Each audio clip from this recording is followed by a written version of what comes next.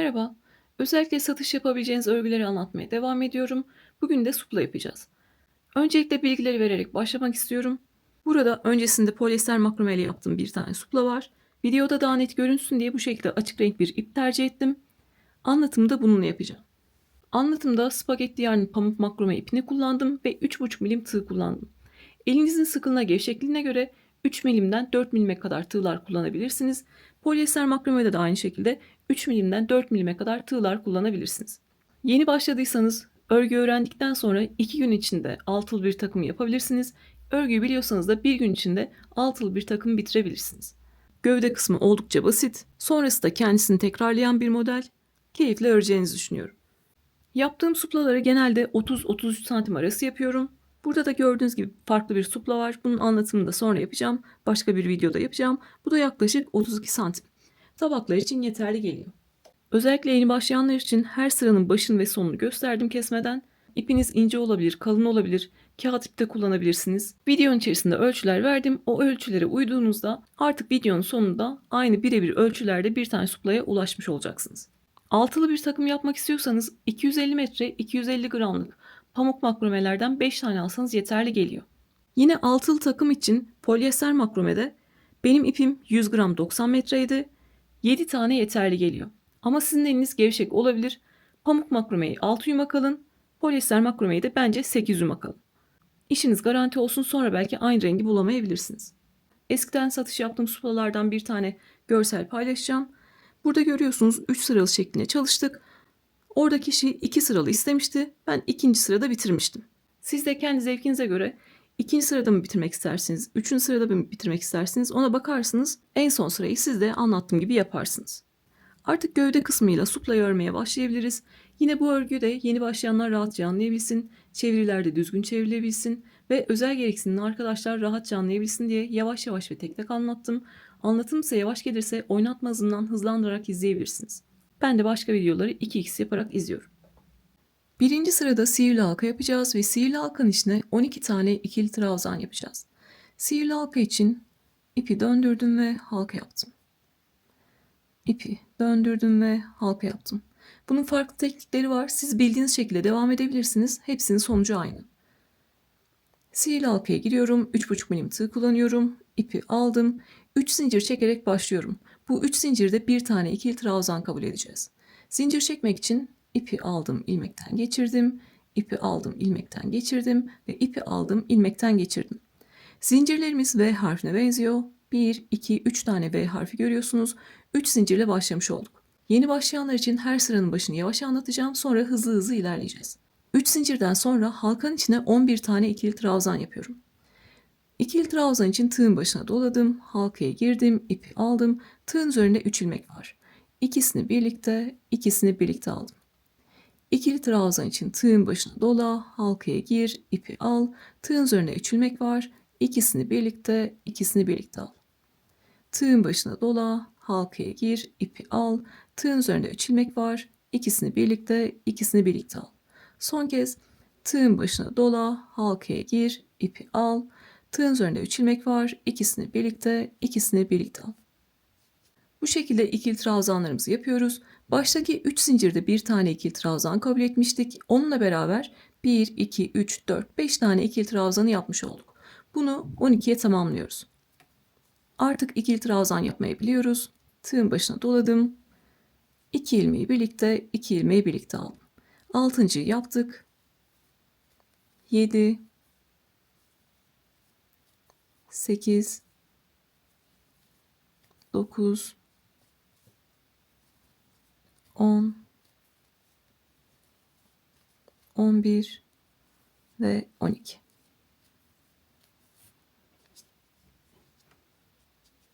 Baştaki 3 zincirle beraber toplam 12 tane ikili trabzan yaptık. Sıramızı kapatmadan önce sayıyoruz. 1, 2, 3, 4, 5, 6, 7, 8, 9, 10, 11, 12. 12 tane olduğundan emin olduktan sonra artık sıramızı kapatabiliriz.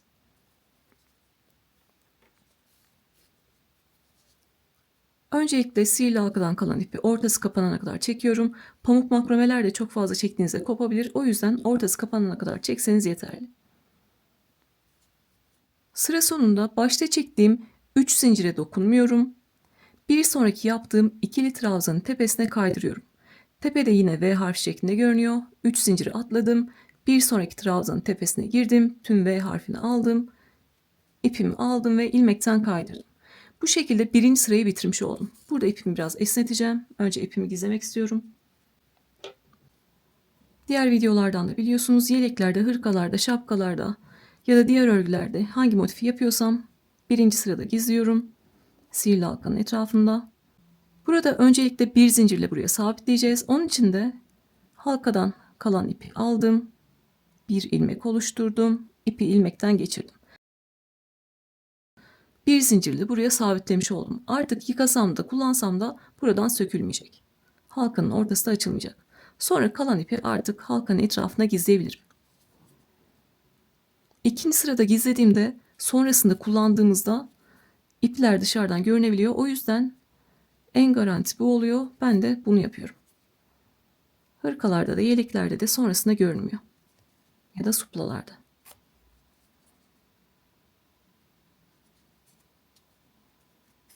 Bunun için daha küçük bir tığ numarası kullanıyorum. İpi yeteri kadar gizledikten sonra dışarıda kalan ipi kesiyorum. Artık temiz şekilde devam edebiliriz. Birinci sırayı yaptık. Artık ikinci sıraya geçtik. İkinci sıramız da çok kolay. Her bir ikili trabzanın tepesine 2 tane ikili trabzan yapacağız. Yani çift batacağız. Burada 12 tane ikili trabzanımız vardı. Bir üst sırada 24 tane ikili trabzan olacak. Başlarken yine 3 zincir çekiyorum. Bu 3 zincirde bir tane ikili trabzan kabul ediyorum. 1, 2, 3 zincir çektim. Bunda bir tane ikili trabzan kabul ettim. Ne demiştim? Her bir tepeye 2 tane ikili trabzan yapacağım. Birinciyi 3 tane zincirle yaptım.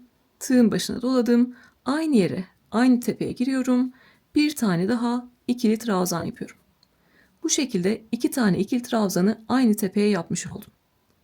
Bir tepeye 2 tane ikili trabzan yaptıktan sonra bir sonraki trabzan tepesine geçiyoruz. Tığın başına doladım. Bir sonraki trabzanın tepesine birinci ikili trabzan, tığın başına doladım. Aynı yere ikinci ikili trabzanı yaptım.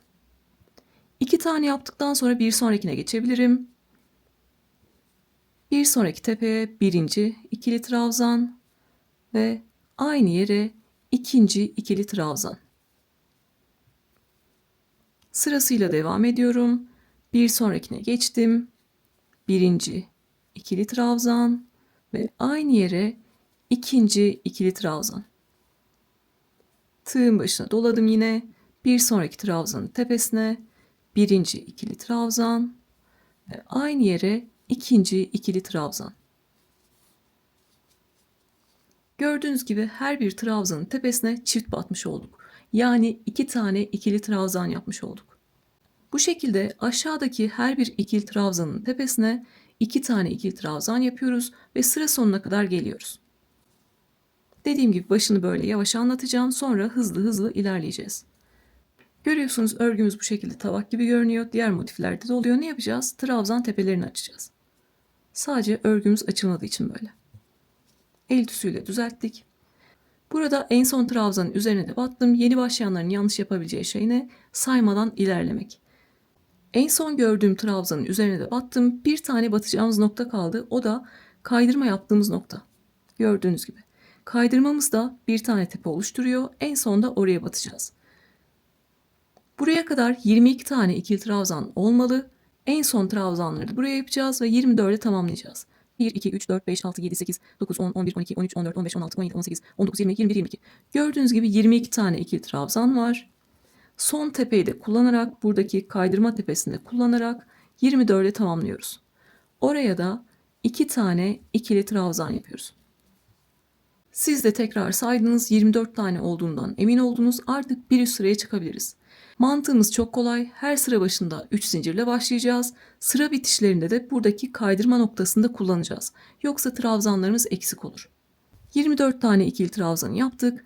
Yine 1, 2, 3 zincir çekmiştik. 3 zinciri atlıyorum. Bir sonraki trabzanın tepesine kaydırıyorum. Tepemiz V harfine benziyor. Tüm V harfini aldım. İpi aldım ve ilmekten kaydırdım. İkinci sırayı da bu şekilde bitirmiş olduk. Artık üçüncü sıraya çıkabiliriz. Artırmalarla büyütmeye devam edeceğiz. Mantığımız şudur.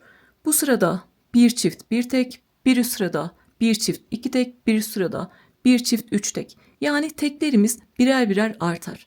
Birinci sırada 12 tane ikili trabzan yaptık. İkinci sırada hepsine çift battık. 24 tane ikili trabzan yaptık. Bir üst sırada bir çift bir tek yapacağız. Bir tane trabzan üstüne iki tane ikili trabzan yapacağız. Bir tanesinin üzerine bir tane ikili trabzan yapacağız. Başta verdiğim bilgileri de örgü bilenler beklemesin diye yapıyorum. Onlar sayılarla sıra sonuna kadar ilerleyebilir çünkü. Başlarken yine 1, 2, 3 zincir çekiyorum. 3 zincirde bir tane ikili trabzan kabul ettim. Bu sıra benim bir çift bir tek sıram. O yüzden aynı yere bir tane daha ikili trabzan yapıyorum. Çiftle başlamış oluyorum. Aynı tepeye iki tane ikili trabzan yaptım. Bir sonrakine geçiyorum. Bir tane ikili trabzan yapıyorum. Bir çift bir tek. Bir sonrakine geçtim. Aynı yere iki tane ikili trabzan yapıyorum. Yani çift batıyorum. Bir sonrakine bir tane ikili trabzan yapıyorum. Aşağıdaki her bir trabzanın tepesini kullanacağız. Bir çift, bir tek. Bir çift, bir tek. Bir sonrakine çift yapıyorum. Aynı yere iki tane ikili trabzan yapıyorum. Birinci ikili trabzan ve aynı yere ikinci ikili trabzan. Bir sonrakine geldim. Bir tane ikili trabzan yaptım. Bir sonrakine geldim. İki tane ikili trabzan yaptım.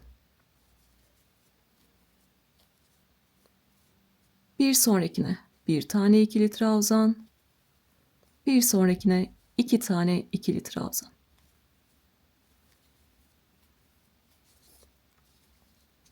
Bu şekilde sıra sonuna kadar bir çift bir tek olarak devam ediyoruz.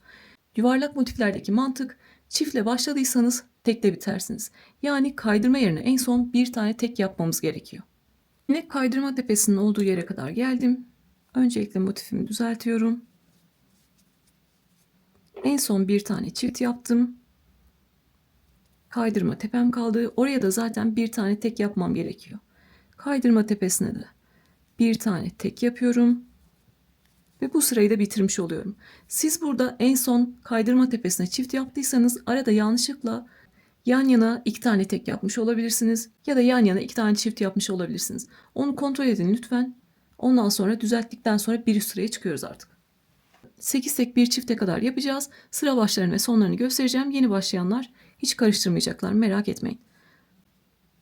En son kaydırma tepesine de bir tane ikili trabzan yaptım. Sıra sonunda ne yapıyoruz? 3 zinciri atladım. İlk yaptığım ikili trabzan tepesine girdim ve ilmekten kaydırdım. 1, 2, 3, 3 sırayı bitirdik. 4. sıraya geçtik. 4. sırada bir çift iki tek sırası. Yani bir tepeye çift batacağım. Sonraki ikisine tek batacağım. Başlarken 1, 2, 3 zincir çekiyorum. Tığın başına doladım.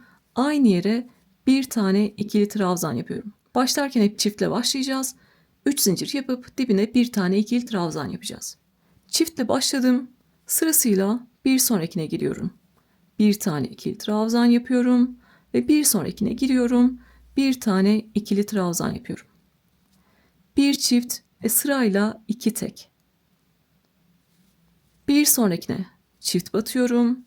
Aynı yere iki tane ikili trabzan yapıyorum. Çift yaptıktan sonra yan yana iki tane tek yapacağım.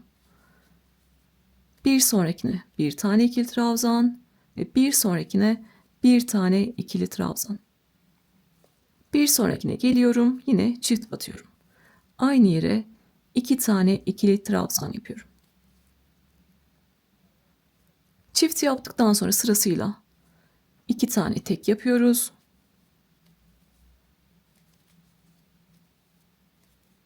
İki tekten sonra bir sonrakine aynı yere iki tane ikili trabzan yapıyoruz. Yani çift batıyoruz.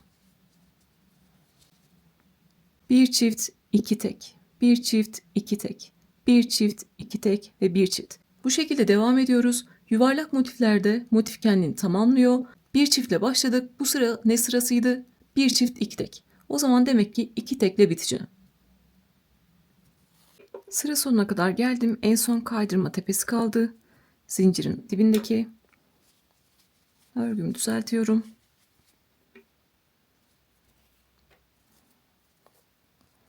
En son çift yaptıktan sonra bir tane tek yaptım. 2 tekle bitmem gerekiyor. Zaten bir tane tepem kaldı. Kaydırma tepesine de bir tane tek yaptıktan sonra yine 3 zinciri atlayıp ilk trabzanın tepesine kaydırıyorum. Lütfen her sırada sayın. Dediğim gibi bir çiftle başladıysak sıra sonunda 2 tekle bitmemiz gerekiyor. İkinci teki de zincirin dibindeki kaydırma yerine yapıyoruz. 5. sıraya geçiyoruz. 5. sıra içinde yine 1, 2, 3 zincir çekiyoruz. Tığın başına doladım. Aynı yere kaydırdığım yere bir tane ikili trabzan yapıyorum. Sıra başlangıçlarımız değişmeyecek. Başlarken çiftle başlıyoruz. Bir alt sırada bir çift 2 tek yapmıştık. Bu sırada da bir çift 3 tek yapacağız. Her sırada teklerimiz birer birer çoğalacak. Tığın başına doladım. Sırasıyla devam ediyorum. Bir sonrakine bir tane ikili trabzan, bir sonrakine bir tane ikili trabzan ve bir sonrakine bir tane ikili trabzan. Gördüğünüz gibi bir çift 3 tek yaptık. 3 tekten sonra bir sonrakine çift batıyorum. Aynı yere 2 tane ikili trabzan yapıyorum. Çiftimizi yaptık. Sırasıyla birinci ikili trabzan, bir sonrakine ikinci ikili trabzan ve bir sonrakine üçüncü ikili trabzan. 3 tane ikili trabzan yaptıktan sonra bir sonrakine çift batıyorum. Aynı yere 2 tane ikili trabzan yapıyorum. Bir çift sırasıyla 1 2 3 tek. Bir çift sırasıyla 1 2 3 tek ve bir çift. Mantığımız neydi? Çiftle başladıysak bu sıra kendisini tamamlayacak. Sıra sonunda 3 tekle bitmek zorundayım. 1 2 3. teki de zincirin altındaki kaydırma noktasına yapıyoruz.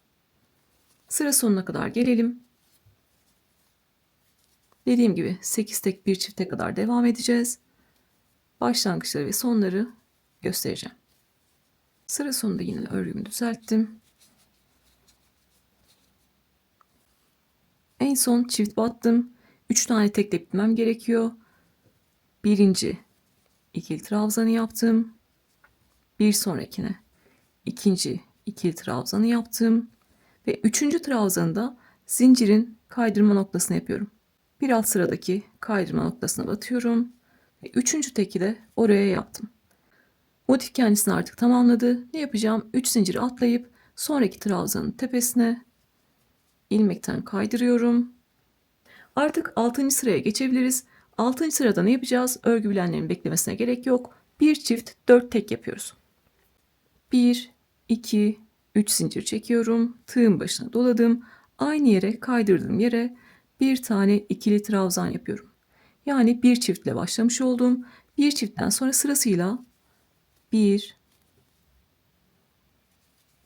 2, 3 ve 4. 4 tane ikili trabzan yaptım. Bir sonrakine aynı yere 2 tane ikili trabzan yapıyorum.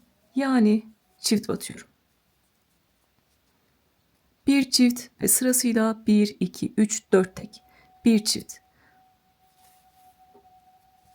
Sonra sırasıyla 1, 2, 3 ve dördüncü teki yaptım. Bir sonrakine geliyorum. Aynı yere 2 tane ikili trabzan yapıyorum. Yani çift batıyorum. Bir alt sıralarda mantık anlaşıldı ama yeni başlayanlar için böyle yine başlangıcı sonu göstereceğim. Yine bu sırada da bir çift 4 tek yaparak sıra sonuna kadar gelelim. Sıra sonunda 4 tekle bitmemiz gerekiyor. Bir tane çift yaptım. Sıra sonunda 4 tane tekle bitmemiz gerekiyor. Sırasıyla 1, 2 ve 3 tane tek yaptım. Dördüncü teki nereye yapıyorum? Kaydırma noktasına yapıyorum.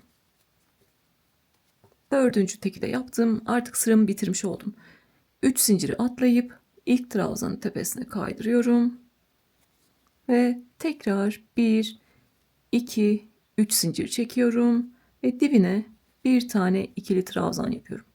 Çiftle başlamam değişmiyor. Bu sırada da bir çift 5 tek yapacağız. Bir çiftimizi yaptık. Sonrasında sırasıyla 5 tane tek yapıyorum.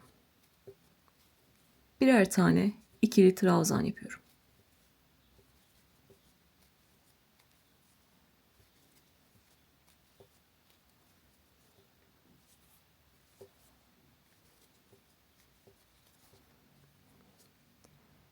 Bir çiftle başlamıştım. Sırasıyla 1, 2, 3, 4, 5 tane tek yaptım. Yani birer tane ikili trabzan yaptım. Bir sonrakine geliyorum. Aynı yere 2 tane ikili trabzan yapıyorum. Yani çift batıyorum. Bir tane ikili trabzana tek diyoruz. Aynı yere 2 tane yaptıysak çift diyoruz. Çift battıktan sonra sırasıyla 5 tane ikili trabzan yapıyorum. 3, 4 ve 5. 5 tane ikili trabzan yaptım. Bir sonrakine geliyorum. Çift batıyorum. Aynı yere 2 tane ikili trabzan yapıyorum. Bir çift 5 tek. Bir çift 5 tek. Bir çift. Bu şekilde sıra sonuna kadar devam ediyorum. Bir çiftle başladıysak motif kendisini tamamlar. 5 tekle bitmemiz gerekiyor. 5. tekte buradaki kaydırma noktamıza denk gelmeli. Sıra sonuna kadar gelelim. Yine bitişi beraber yapalım. En son çifti yaptım. 5 tane tekle bitmem gerekiyor. 1 2 3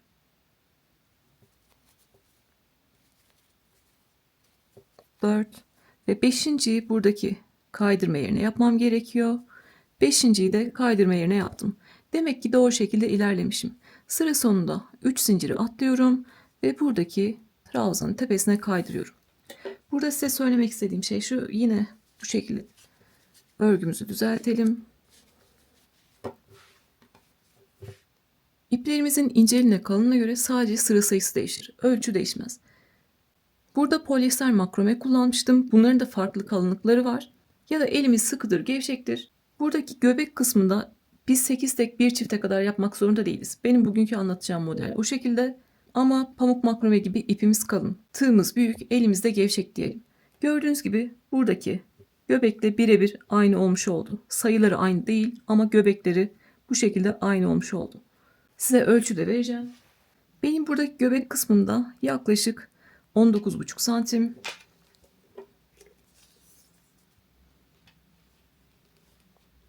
Buradaki göbek kısmında görüyorsunuz 19,5 santim. Birebir aynı. Buradakinde 6 tek bir çiftle bitirdim. Burada 5 tek bir çiftken bile birebir denk gelmiş oldu. İpleri ince olanlar olabilir diye bugün 8 tek bir çifte kadar anlatacağım. Mantığını iyice anlayacaksınız. Örgülerde sıra sayısı önemli değil, önemli olan ölçü. Göbek kısmını ördünüz. Üzerine koyduğunuz tabak bu göbek kısmı için yeterliyse 5 tek bir çifte de bırakabilirsiniz, 6 tek bir çifte de bırakabilirsiniz. İpiniz incedir, 7 tek bir çifte ya da 8 tek bir çifte de bırakabilirsiniz. Ben burada yeterli ölçüye 6 tek bir çifte ulaşmışım çünkü ipim farklıydı. Buradaki ipim daha kalın, 3,5 milim tığ kullandım, 5 tek bir çifte ulaştım. İpi daha ince olan arkadaşlar olacaktır ya da farklı ipler kullanan arkadaşlar olacaktır. Onlar mesela diyelim ki şu an 15 santimdeler. O yüzden onlar ne yapacaklar? Devam edecekler. Tabaklar için genelde yeterli geliyor. Lütfen verdiğim ölçüye göre yapın. Sonra yine model kurulumu zaten yine aynı. Benim ölçüm birebir denk geldi ama yine ipi ince olanlar için anlatmaya devam ediyorum. Modelin mantığını sonuna kadar anlayacaksınız. Önemli olan ölçüye uymak. Bu sırada 5 tek bir çift yapmıştık. 1, 2, 3 zincir çekiyorum. Dibine bir tane ikili trabzan yaptım. Yani bir çiftle başlamış oldum. Sonra ne yapacağım? 6 tane tek yapacağım. Bu sıra bir çift 6 tek sırası. Sırasıyla 6 tane tek yapıyorum. 1, 2, 3, 4, 5 ve 6. Bir çift 6 tek yaptım. 6 tekten sonra bir sonrakine geliyorum. Çift batıyorum.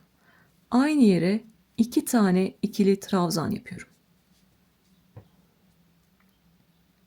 Bu sırada yapacağımız işlem ne? Bir çift 6 tek, bir çift 6 tek, bir çift 6 tek.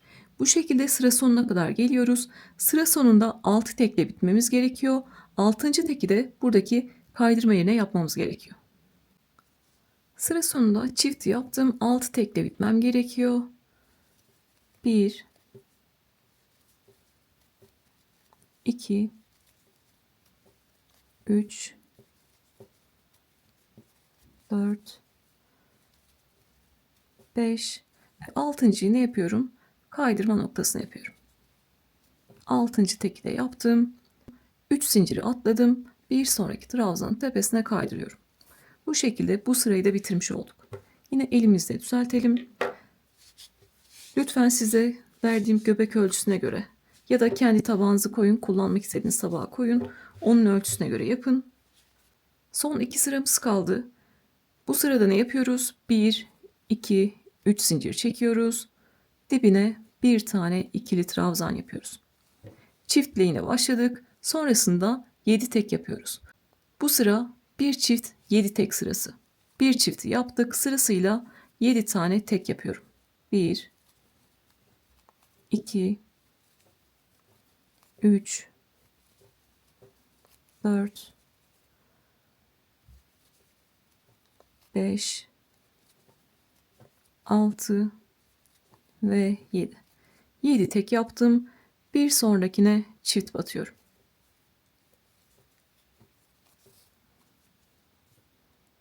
Bir çift 7 tek. Bir çift 7 tek. Bir çift 7 tek. Bu şekilde sıra sonuna kadar geliyoruz. 7 tekle bitmemiz lazım. 7. tek de buradaki kaydırma noktasına gelecek. Sıra sonuna kadar gelelim. En son çifti yaptım. 7 tane tek yapmam gerekiyor. 1 2 3 4 5 6 ve en son 7.'yi de kaydırma noktasına yapıyorum. Demek ki doğru şekilde ilerlemişim. 3 zinciri atladım. Bir sonraki trabzanın tepesine kaydırıyorum. Artık son sırayı öreceğiz. 1 2 3 zincir çektim ve dibine bir tane ikili trabzan yaptım. Dediğim gibi ben bu 8 tek bir çifti ipi ince olanlar için anlatıyorum. Bu sıralarda 20 santime kadar ulaşabilirler. Ya da belki üzerine 9 tek bir çift yaparlar. Yine bir çift yaparsanız 9 tekle bitersiniz. Göbek kısmını örmeyi bitirelim artık. Bir çiftle başladım. Sırasıyla 8 tek yapıyorum. 1 2 3 4 5 6 7 ve 8. Bir çift yaptım. Sırasıyla 8 tek yaptım. Bir sonrakine çift batıyorum. Aynı yere 2 tane ikili trabzan yapıyorum. Bir çift 8 tek. Bir çift 8 tek. Bu şekilde sıra sonuna kadar gelelim. 8. tekimiz buradaki kaydırma noktasına denk gelmeli. Yine en son çiftimi yaptım. 8 tane tekle bitmem gerekiyor. 1 2 3 4 5 6 7 ve en sonuncuyu da buradaki kaydırma noktasına yapıyorum. 8 tekle bitmiş oldum. 3 zinciri atladım ve ilk trabzanın tepesine kaydırdım. Sizin buradaki ölçünüz yeterli gelmediyse ya da daha büyük bir model yapacaksanız ne yapıyorsunuz? Her sırada birer birer tekleriniz artıyor. Bir çift 9 tek, bir çift 10 tek, bir çift 11 tek. Bu şekilde istediğiniz kadar örüyorsunuz. Göbek kısmını istediğiniz kadar büyütebilirsiniz. Artık size gövdeyi yeteri kadar ördünüz. İlk trabzanın tepesine kaydırdığınız bir sıra sık iğne öreceğiz. Bir zincir çekiyorum. Sık iğneleri örmek için trabzan tepelerinin arka kanadını kullanacağız. Trabzan tepeleri V harfine benziyor. Bu şekilde 2 tane kanadı var. Biri örgünün yüzer yüzünde, düz yüzünde, biri arka yüzünde, iç yüzünde. Biz bu arka kanatları kullanarak sık iğne öreceğiz. Bir zincir çekmiştim. Kaydırma yaptığım tepenin arka kanadını kullanıyorum. İpi aldım. Tığın üzerinde 2 ilmek var. İkisini birlikte alarak sık iğne ördüm. Bir sonraki tepenin arka kanadına giriyorum. İpi aldım. 2 ilmeği birlikte alarak sık iğne ördüm. Bir sonraki tepenin arka kanadına giriyorum. İpi aldım. 2 ilmeği birlikte alarak sık iğne ördüm. Sık iğne örmek için tığın üzerindeki 2 ilmeği birlikte alıyoruz. Burası bizim trabzan tepemiz. Tüm tepeyi değil, arkasındaki kanadı kullanıyoruz. Tek kanadı kullanıyoruz. Sıra sonuna kadar her bir trabzan tepesinin arka kanadına giriyorum ve sık iğne yapıyorum. Bunu çok da sık sık yapmıyorum ki örgüm kasma yapmasın. Bu şekilde her bir trabzan tepesinin arka kanadına girerek sık iğne yapıyorum. Biraz daha örerek göstereceğim yeni başlayanlar için. Sonra sıra sonuna kadar hızlı hızlı ilerleyeceğiz.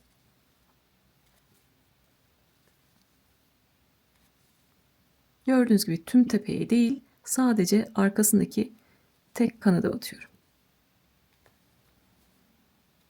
Ve tığın üzerindeki 2 ilmeği birlikte alıyorum. Bu şekilde bir sıra sık iğne öreceğiz. Üzerine modelimizi kurabiliriz. Gördüğünüz gibi sıra sonuna kadar her bir trabzan tepesinin arkasındaki kanada batalım ve sık iğne örelim. Buradan arka kanatlara batmaya başlamıştık. Sıra sonuna kadar geldik. En son yine kaydırma yaptığımız yeri unutmuyoruz. Kaydırma yaptığımız yerinde bir alt sırada kaydırma yaptığımız yerin arka kanadına batıyoruz ve bir tane sık iğne yapıyoruz. Artık sık iğne sıramızı bitirdik. Buradaki zincir kafanızı karıştırmasın. O zincire dokunmuyoruz. İlk yaptığımız sık iğnenin tepesine giriyoruz ve kaydırıyoruz. Artık modelimizi kuracağız. Onun için de 1, 2, 3, 4, 5 tane zincir çekiyorum. 5 zincir çektim. Tığın başına doladım. 1, 2, 3 tane zincir atlıyorum. Dördüncüye bir tane ikili trabzan yapıyorum. 3 tane zinciri atladım. Dördüncüye bir tane ikili trabzan yaptım. Bu atladığım 3 zincirde bir tane ikili trabzan kabul ediyorum. Dördüncü zincire bir tane ikili trabzan yaptık. Beşinci zincire geliyorum. Bir tane ikili trabzan yapıyorum. Gördüğünüz gibi 3 zincire beraber toplam 3 tane ikili trabzan olmuş oldu. Birinci sıradaki gruplarımızda 3 tane ikili trabzan yapacağız. Başlangıcı bu şekilde yaptık. 5 zincir çektik. Dördüncüye ve beşinciye bir tane ikili trabzan yaptık. İşlemimiz çok kolay. Tığın başına dola, aşağıdan bir tane sık iğne atla, ikincinin tepesine gir, tüm V harfini al, bir tane ikili trabzan yap. 1, 2, 3 zincir çek, tığın başına dola, buradaki boşluğa 2 tane ikili trabzan yap. Baştan sona aynı işlemi yapacağız. Tekrarlı şekilde ilerleyeceğim. 3 zincir çektim. Buradaki boşluğa 2 tane ikili trabzan yaptım. Yani buradaki işlemi aslında tekrarlamış olduk. 3 zincir, 2 trabzan, 3 zincir, 2 trabzan. 3 zincirle beraber 3 tane ikili trabzan yapmış olduk. Sırasıyla devam ediyorum. Tığın başına dola, bir tane sık iğne atla, ikincisine geç. Bir tane ikili trabzan yap. İkili trabzan yaptıktan sonra 3 zincir çekiyoruz. Ve boşluğa 2 tane ikili trabzan yapıyoruz.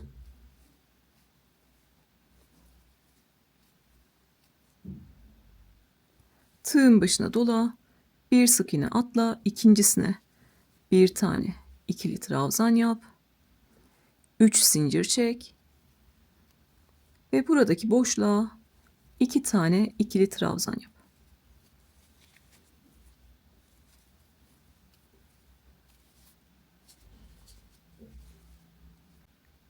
Görünüş de bu şekilde. 3 zincir, 2 trabzan, 3 zincir, 2 trabzan, 3 zincir, 2 trabzan. Yeni başlayanlar için birkaç tane daha göstereceğim. Tığın başına dola, bir tane sık iğne atla, ikincisine bir tane ikili trabzan yap. İkili trabzan yaptıktan sonra 3 zincir çek ve boşluğa 2 tane ikili trabzan yap. Zincirle beraber toplam 3 tane ikili trabzan olmuş oluyor. Tığın başına dola, bir sık iğne atla, ikincisine bir tane ikili trabzan yap, 3 zincir çek, 1 2 3 zincir çektim ve boşluğa 2 tane ikili trabzan yaptım. Son kez tığın başına dola, bir sık iğne atla, ikincisine bir tane ikili trabzan yap, 1 2 3 zincir çek ve boşluğa 2 tane ikili trabzan yap. Birinci sıradaki modelimiz bundan ibaret. Bir sık iğne atla, ikincisine ikili trabzan yap, 3 zincir çek ve boşluğa 2 tane ikili trabzan yap. 3 zincir, 2 tane ikili trabzan, 3 zincir, 2 tane ikili trabzan. Sıra sonuna kadar bu şekilde devam ediyoruz. Ben yine sıra sonuna kadar geldim. Şunu göstermek istiyorum. Gördüğünüz gibi göbek sırası farklı olsa bile, gövde sırası farklı olsa bile sonrasında aynı şekilde modelimizi kuracağımızı söylemiştim. Yeni başlayanların aklına soru işareti kalabiliyor. Aynı şekilde devam ediyoruz. Birinci sırada aynı şekilde 3 tane ikili trabzan var. İkinci sırada 4 tane olacak. Üçüncü sırada 4 tane olacak. Süslemelerimizi yapıp suplamızı bitireceğiz. Sıra sonuna kadar geldik. Şu sonuncuyu da beraber yapalım. Orayı sökeyim. Hem sıra sonunda pekişmiş olsun. Ne yapıyoruz? Aşağıdan bir tane sık iğne atlıyoruz. İkincisine bir tane ikili trabzan yapıyorum. 3 zincir çekip boşluğa 2 tane ikili trabzan yapıyorum.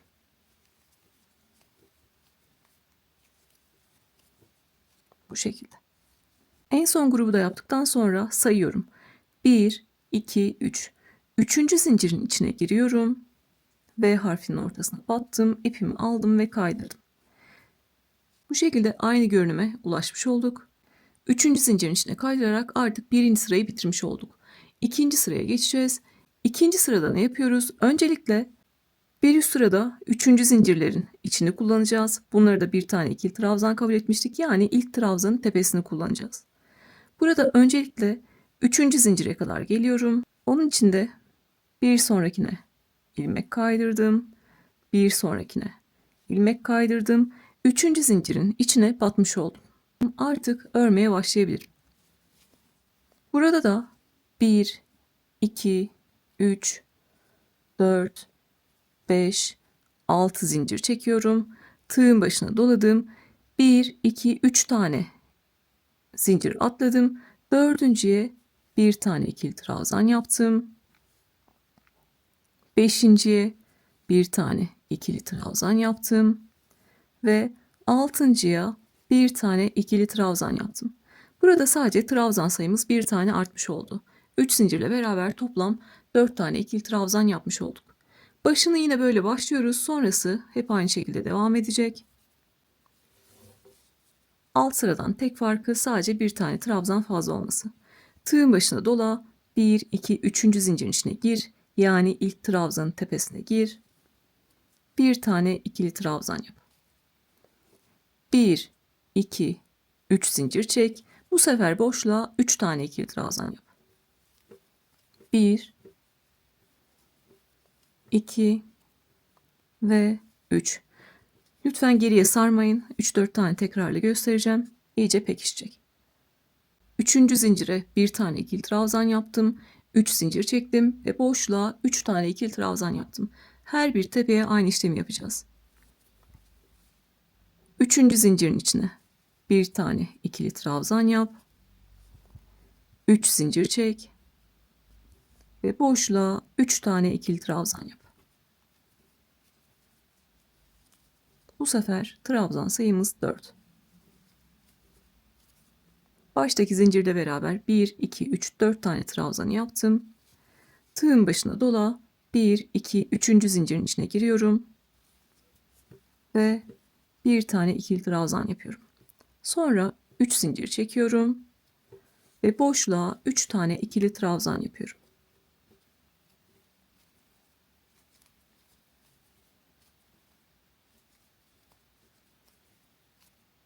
Toplam 4 tane ikili trabzan olduktan sonra tığın başına dola, 1, 2, 3. zincirin içine gir.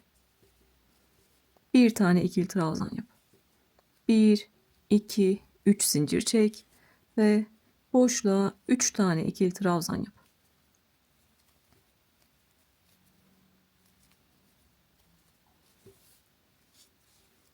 Buralarda ikili trabzan yaparken sık iğneleri kullanıyorduk.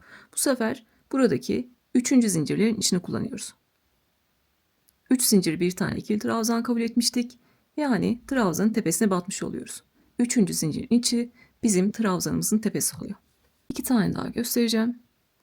Yeni başlayanlar karıştırmasın. Mantığını anlayanlar sıra sonuna kadar bu şekilde ilerleyebilirler. 1, 2, 3. zincirin içine bir tane ikili trabzan yaptım.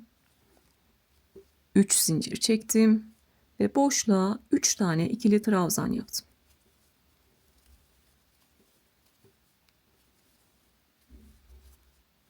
Tığın başına dola, bir sonraki 3. zincirin tepesine, içine bir tane ikili trabzan yap, 3 zincir çek ve boşluğa 3 tane ikili trabzan yap.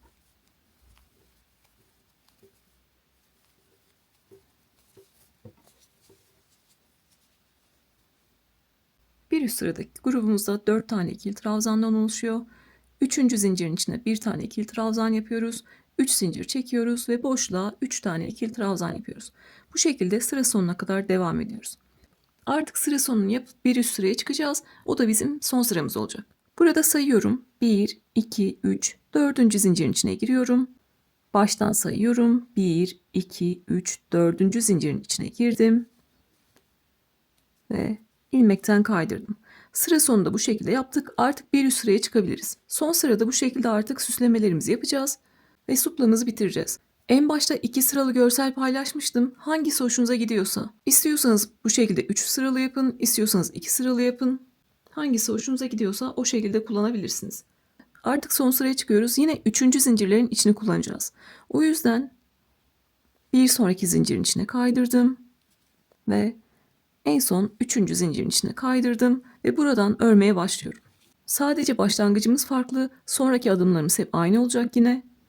Başlangıçta 9 tane zincir çekiyorum.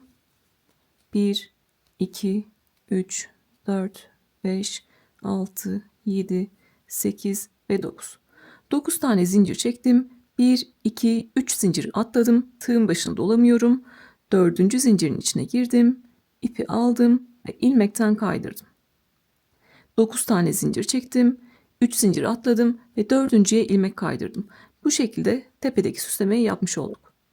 Artık ikili trabzanları örebilirim. Tığın başına doladım. 1, 2 tane zincir atladım. 3.'ye geldim. Bir tane ikili trabzan yaptım. Bir sonrakine bir tane ikili trabzan yaptım. Ve bir sonrakine bir tane ikili trabzan yaptım. Bu şekilde ilk grubumuzu oluşturmuş olduk. Bir sonrakine geçiyorum. İkili trabzan yapacağım. Tığın başına bir kere doladım. 1, 2, 3. zincirin içine girdim. Ve bir tane ikili trabzan yaptım. Öncelikle süslememizi yapıyoruz. 1, 2, 3, 4, 5, 6 tane zincir çektim. 1, 2, 3 tane zincir atladım. 4.'ün içine girdim ve ilmekten kaydırdım. Sonrasında artık ikili trabzan yapacağım. Tığın başına doladım. Yine boşluğu kullanıyoruz. Boşluğa 3 tane ikili trabzan yapacağım. 1, 2 ve 3. Bu şekilde. Aynı şeyi 2-3 kere daha göstereceğim. O yüzden geriye sarmayın. Pekiştirerek devam edeceğiz. Bundan sonra hep aynı şekilde devam ediyoruz. Tığın başına dola. 3. zincirin içine bir tane ikili trabzan yap. Ve 6 zincir çek. 1, 2, 3, 4, 5, 6. 3 zincir atla. 4.'ye ilmek kaydır. Süslemeyi yaptıktan sonra boşluğa 3 tane ikili trabzan yapıyoruz. Tığın başına dola ve boşluğa 3 tane ikili trabzan yap.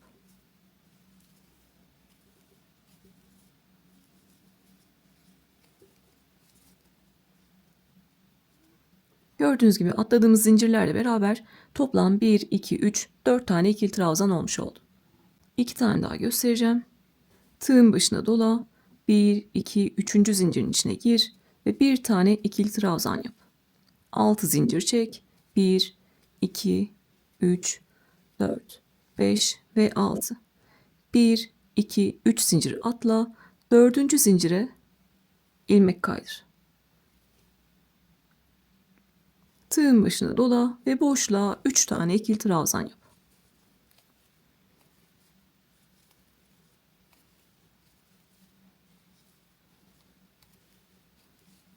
Son kez bir tane daha göstereceğim. Tığın başına dola. 1, 2, 3. zincirin içine bir tane ikili trabzan yap. 6 zincir çek. 1, 2, 3, 4, 5. 6 tane zincir çektim. 1, 2, 3 zincir atlıyorum. 4. zincire ilmek kaydırıyorum. Tığın başına doladım ve boşluğa 3 tane ikili trabzan yapıyorum. Son sıramız da bundan ibaret. Sıra sonuna kadar hep aynı şekilde devam edeceğiz.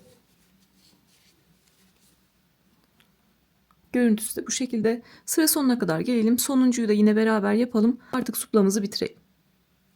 Sıra sonuna kadar geldim. Son bir tane kaldı. Onu da beraber yapalım. Tığın başına doladım. 3. zincire bir tane ikili trabzan yapıyorum. 6 tane zincir çekeceğim. 1, 2, 3, 4, 5 ve 6. 1, 2, 3 zincir atlıyorum. Dördüncüye ilmekten kaydırdım. Tığın başına doluyorum ve boşluğa 3 tane ikili trabzan yapıyorum. 1, 2 ve 3. 3 tane ikili trabzan yaptım. Artık sıra sonumuzu yapıyoruz. 1, 2, 3, 4. 1, 2, 3, 4. Dördüncü zincirin içine giriyorum. Ortasına battım. İlmekten kaydırdım. Burada yeteri kadar ip bırakıp keseceğim. Sonra onu arkada gizleyeceğiz. Dördüncü zincire kaydırıp yeteri kadar ip bırakıp kesmiştik. Bir üstündeki zincirin içine arkadan giriyorum. Arkadan girdim ve ipi alıp arkaya çektim. Daha küçük bir tığ numarası kullanıyorum. Artık ipimizi de arkada gizleyelim ve örgümüzü bitirelim.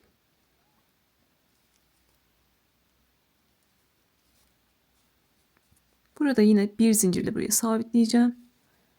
Yıkadığımda kullandığımda sökülmesin.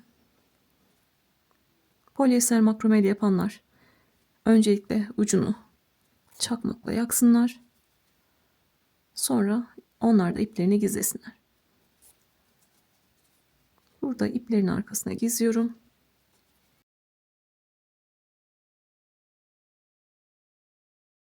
Örgüyü esnettim. Yeteri kadar gizledikten sonra artık ipimi kesiyorum. Ve bu şekilde suplamızı bitirmiş oluyoruz. Ben masaya çarpmasın diye sürekli elimde bu şekilde böyle yapıp ördüm. O yüzden şu an kıvırcık görünüyor. Örgünün ters tarafından bastırarak buharlı şekilde ütüleyeceğim. En son bitmiş halini size öyle göstereceğim. Artık suplamız bitti. Öncelikle şunu göstermek istiyorum. Ben size göstermek için ipi ince olanlar için biliyorsunuz 8 tek bir çifte olana kadar anlatmıştım. Normalde göbek kısmında 5 tek bir çifte buradaki ölçüye ulaşmıştım. 32-33 santimlerde yapıyorum genelde. 31, 32, 33 santimlerde yapıyorum. 3 sıralı haliyle gördüğünüz gibi 32 santim kadar. 2 sıralı yapsaydım önceki fotoğrafta gösterdiğim gibi 30 santim kadar olacaktı. Buradaki de 45 santim kadar olmuş. Bunu da ben dediğim gibi sunumlarda kullanabilirim. Orta sehpanızda kullanabilirsiniz. Daha da büyütebilirsiniz. Ama supla için konuşuyoruz. Satış yapacaksak bu şekilde 31, 32, 33 santim yeterli geliyor. Siz de ona göre sıra sayısını ayarlayabilirsiniz. Size anlattığım pamuk makromede örgünün arkasından buharlı şekilde ütüledim. Polyester makromeleri de arka tarafından ütüleyebilirsiniz. Tabii ütünüzün yapısını bilemiyorum. Tabanı çok yapışan bir ütünüz varsa üzerine örtü serersiniz. O şekilde de ütüleyebilirsiniz. Elimden geldiğince tüm bildiklerimi anlatmaya çalıştım. Yine de aklınıza takılan yerler olursa sorabilirsiniz. Umarım severek yapar ve kullanırsınız ya da satıp gelir elde edersiniz. Bir sonraki videoda görüşmek üzere. Kendinize iyi bakın.